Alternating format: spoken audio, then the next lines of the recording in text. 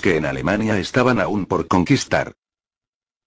A los gobiernos absolutistas alemanes con todo su cortejo de curas, maestros de escuela, aristócratas del terruño y burócratas, les sirvió como el espantapájaros que necesitaban para atemorizar a una burguesía que avanzaba amenazadora.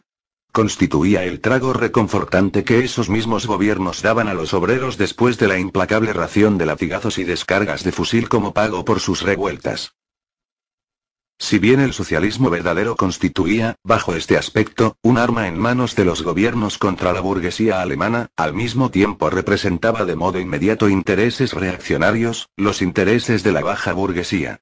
Proveniente del siglo XVI y resurgida una y otra vez bajo formas muy diversas, esta pequeña burguesía constituye la auténtica base social del orden vigente. Mantenerla equivale a mantener el estado de cosas actual en Alemania. La dominación industrial y política de la burguesía le inspira el temor de su segura desaparición, debida por una parte a la concentración del capital y, por otra, al surgimiento de un proletariado revolucionario. El socialismo verdadero le pareció el modo de matar los dos pájaros de un tiro y se extendió entre ella como una epidemia. El ropaje tejido con las telarañas de la especulación, bordado con exquisitas flores retóricas y empapado del sentimentalismo de la embriaguez amorosa, ropaje ampuloso en que los socialistas alemanes envolvían sus escuálidas verdades eternas, contribuyó a aumentar entre ese público la venta de su mercancía. El socialismo alemán, por su parte, se identificó crecientemente con este papel de fatuo representante a la burguesía filistea. Proclamó que la nación alemana era la nación modélica y el pequeño burgués filisteo alemán, el hombre ejemplar. Detrás de cada una de las bajezas de este tipo humano venía a descubrir un sentido socialista oculto y sublime que le hacía significar lo contrario. Consecuente hasta el final, se alzó para enfrentarse a la tendencia burdamente destructiva del comunismo y anunció su egregia imparcialidad por encima de toda lucha de clases. Salvo muy raras excepciones, todo cuanto en Alemania circula en calidad de publicaciones pretendidamente socialistas o comunistas pertenece a este tipo de literatura vil y enervante. 2. El socialismo burgués o conservador. Una parte de la burguesía desea mitigar los males sociales al objeto de asegurar la permanencia de la sociedad burguesa.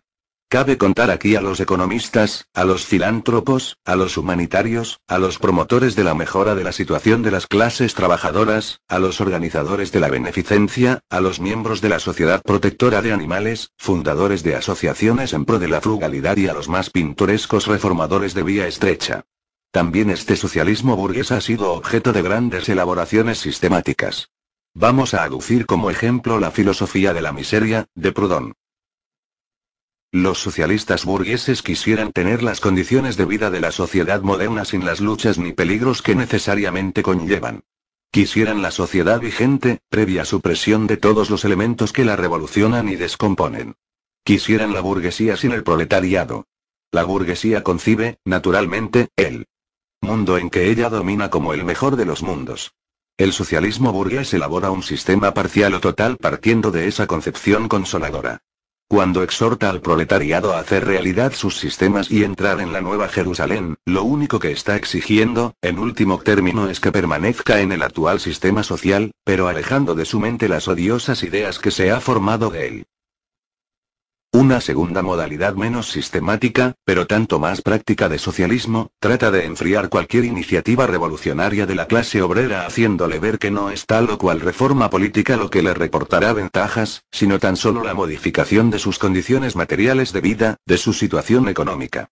Por modificación de las condiciones materiales de vida no entiende ese socialismo, en modo alguno, la abolición de las relaciones de producción burguesas, cosa que solo se puede obtener por el camino de la revolución, sino las mejoras administrativas que se efectúan en el marco de esas relaciones de producción y que nada modifican, por tanto, la relación entre el capital y el trabajo asalariado.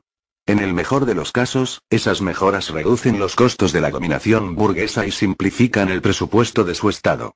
Este socialismo burgués encuentra su expresión más acabada allí donde se convierte en mera figura retórica. Libre cambio. En interés de la clase trabajadora. Protección aduanera. En interés de la clase trabajadores. Prisiones celulares. En interés de la clase trabajadora.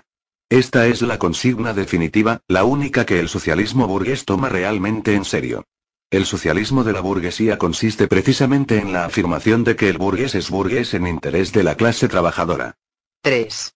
El socialismo y comunismo crítico utópicos. No hablamos aquí de la literatura que en todas las grandes revoluciones sirvió de expresión a las exigencias del proletariado, escritos de Babeuf, etc. Los primeros intentos del proletariado en una época de agitación general, el período de derrocamiento de la sociedad feudal de hacer valer directamente su propio interés de clase, tenían que fracasar forzosamente debido al desarrollo, todavía insuficiente, de su propia constitución, así como a la ausencia de las condiciones materiales de su emancipación. Estas resultan precisamente de la inauguración de la época burguesa. La literatura revolucionaria surgida de estos primeros movimientos del proletariado tiene necesariamente, por lo que respecta a su contenido, un carácter reaccionario. Preconiza un ascetismo universal y un burdo igualitarismo. Los sistemas auténticamente socialistas y comunistas, los de Saint-Simon, Fourier, Owen, etc., emergen en la primera fase, poco desarrollada, de la lucha entre el proletariado y la burguesía, tal y como ya expusimos más arriba, véase el capítulo Burgueses y Proletarios.